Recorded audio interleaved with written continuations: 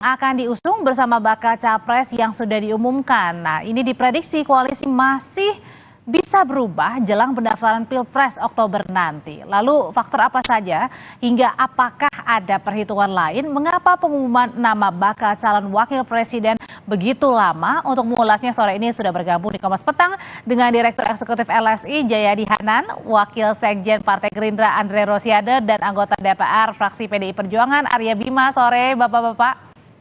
Selamat sore. Saya mau ke Mas Jayadi dulu. Jadi Mas Jayadi, menurut Anda nih masih alotnya posisi tawar dari bacawa pres karena deal-deal belum terpenuhi? Ya bisa jadi perhitungan-perhitungannya belum selesai ya. Bisa jadi juga sudah ada tapi masih dipingit kalau istilah koalisinya Bang Andre itu. Oke, dipingit ini kenapa? Kenapa nggak harus langsung diumumin aja, Mas Jayadi lihatnya? Ya karena momentum mengumumkan juga kan harus dihitung karena dia tidak hanya sekedar mengumumkan tapi juga pertama harus cari momentum yang bisa memberikan paling tidak efek elektoral gitu ya. Yang kedua bisa jadi pengumuman capres cawapres itu adalah bagian dari strategi gitu.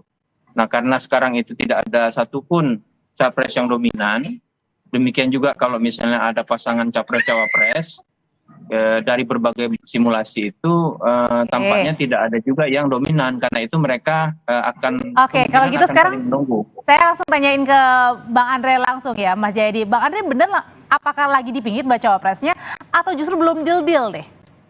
Ya, kalau ingin jujur saya ingin sampaikan sampai saat ini calon wakil presiden kandidat terkuat ya, calon wakil presiden Pak Prabowo ya Gus Muhaimin lah. Karena beliau adalah ketua umum PKB dan Pak Prabowo dalam piagam kerjasama Koalisi Kebangkitan Indonesia Raya antara Gerindra dan PKB yang ditandatangani oleh Pak Prabowo dan Gus Muhaimin disebutkan bahwa yang akan menentukan capres dan cawapres adalah Pak Prabowo dan Gus Muhaimin. Jadi saya sampai hari ini, sore ini saya bicara, saya bisa memastikan bahwa kandidat terkuat calon wakil presiden Pak Prabowo adalah Gus Muhaimin.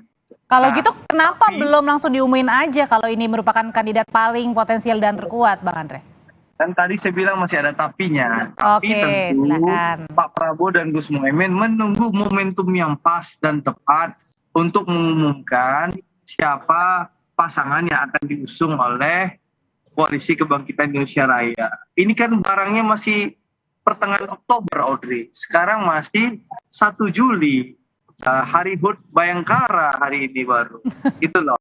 Masih ada Agustus, September, masih 3 bulan. Setengah lagi, Audrey. Tentu masing-masing pihak ya akan mengkaji mana opsi yang terbaik, yang paling pas untuk memenangkan kontestasi Pilpres Februari 2024 nanti. Mas Bimo aja yang sudah punya golden ticket, koalisinya sudah banyak, masih belum juga mengumumkan seperti itu. Tentu kami hormati dulu lah yang punya golden ticket dulu.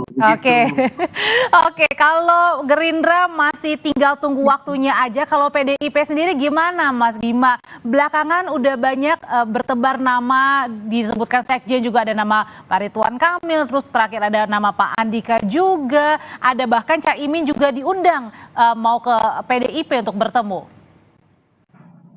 Iya, ini calonnya ini baik semua, ini putra-putra terbaik bangsa, jadi semuanya tidak mungkin jadi wakil tapi harus dipilih.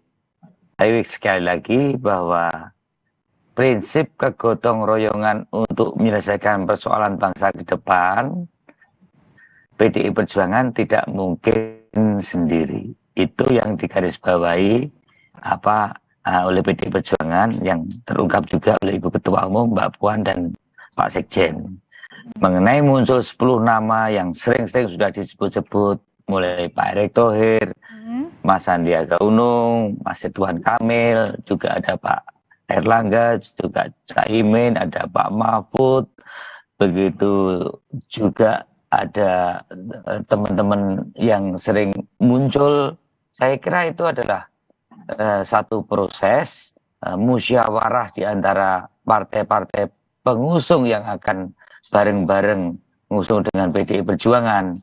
Selain bahwa yang terpenting adalah pasangan ini mampukah menyelesaikan hal-hal yang menyangkut persoalan bangsa ini saat ini ke depan, yang tentunya fondasinya adalah 10 tahun pemerintahan Pak Jokowi yang diusung oleh PDI Perjuangan. Ini tidak boleh mandek. Ini berjalan terus, ditingkatkan terus. Bagaimana rakyat ini, mohon maaf, ini mandat yang diberikan 10 tahun ke PDI Perjuangan ini adalah sesuatu yang sustain, yang terus. Inilah mencari pasangan yang bisa melanjutkan bareng-bareng, situlah muncul tadi seperti Pak Erick Thohir, Pak Ridwan Kamil, Pak Sandiaga Uno, juga Pak kemarin muncul juga Mas Andika Perkasa. Inilah tentunya silaturahmi dengan Pak Erlangga, kemudian termasuk Mas Ahaye juga ya. Pak Ahaye mulai kita masukkan juga. Baik. Ini kan komunikasi politik yang saat ini kan akhirnya masuk ke komunikasi dalam koridor. Kalau gitu Mas Bima, nanti pertanyaan Capres-Cawapres ini diusung oleh partai. Oke, nanti kalau gitu jangan-jangan nih nama Bacawa Pres ini bisa menentukan formasi koalisi. Makanya sampai sekarang masih dihitung-hitung siapa yang tepat untuk Bacawa Pres masing-masing. Nanti usai jeda Bapak-bapak akan menjawab. Tetaplah bersama kami di Kompas Petang.